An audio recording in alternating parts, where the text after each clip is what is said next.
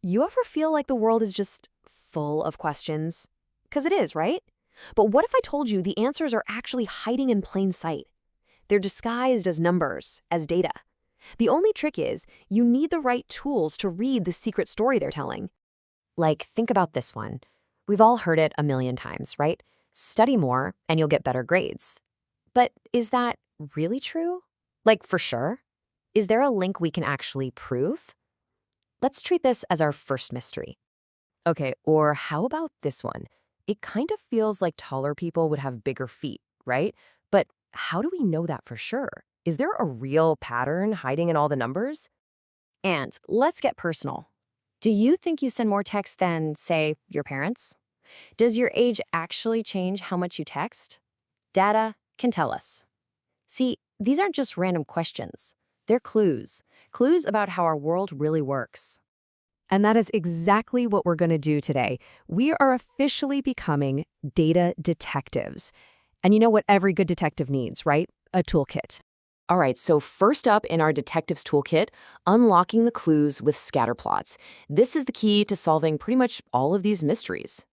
So to solve any of these mysteries, we have to look at how two different things are connected. There's a technical term for this. It's called bivariate data.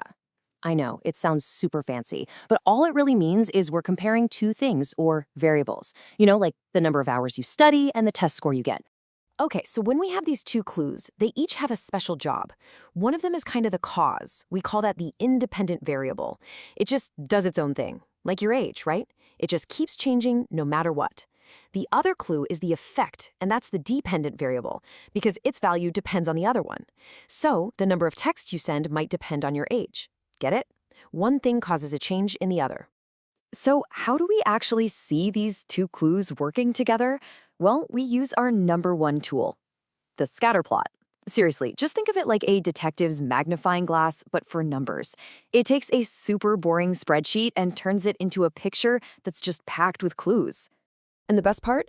Building one is crazy easy. Okay, step one, you label your lines, your axes. The cause, that independent variable, always goes on the bottom. The effect, the dependent one, goes up the side. Step two, you just plot your data points as little dots. And step three, you just step back and look for a pattern. That's literally it. Okay, so our scatter plot is built. We've got our map of clues laid out. Now comes the really fun part, cracking the code. So when you look at all those dots on your plot, they usually start to form a pattern. We call that a correlation. If the dots kind of slope up and to the right, that's a positive correlation. It means as one thing goes up, the other thing goes up too. Like more study time, higher test scores. But if the dots slope down, that's a negative correlation. That's when one thing goes up and the other goes down. Like when the temperature goes up, hot tea sales go way down. Makes sense, right? But hold on, you gotta be careful. Because in every good mystery, there's always that one weird clue that tries to throw you off the trail. Something that just doesn't quite fit. Well, in data, we call that suspicious clue an outlier. It's that one lonely data point that's way, way off by itself, far away from the main cluster of dots. It's the total red herring in your investigation. And here's the thing you have to remember. Be super careful with outliers. They're like extreme cases, right? They're really unusual. And because of that, they can totally trick you. If you get too focused on that one weird clue, you could miss the real story that all the other points are telling you. Okay, so we know how to read the clues. We know how to spot the fakes. Now it's time to unlock the real superpower of being a data detective, predicting the future. And the tool for that is called a trend line. It is literally just a straight line that you draw right through the middle of all your data points. Think of it like this. It shows you the main story of your data in just one glance. It kind of smooths everything out into one clear path. But here's the cool part. A trend line doesn't just show you what already happened. Nope. Its real power is helping us make a really good, educated guess, a prediction, about stuff that hasn't even happened yet. Okay, let's try it out. Look at this chart for t-shirt sales. The trend line is definitely pointing down, right? So we know that as the price goes up, sales go down. Okay, so what if we wanted to price a new shirt at, say, $18? There's no data point there, but we can use our trend line. Just find $18 on the bottom, go straight up until you hit the line, and then Look straight across to the side. See that? It lands right around 6.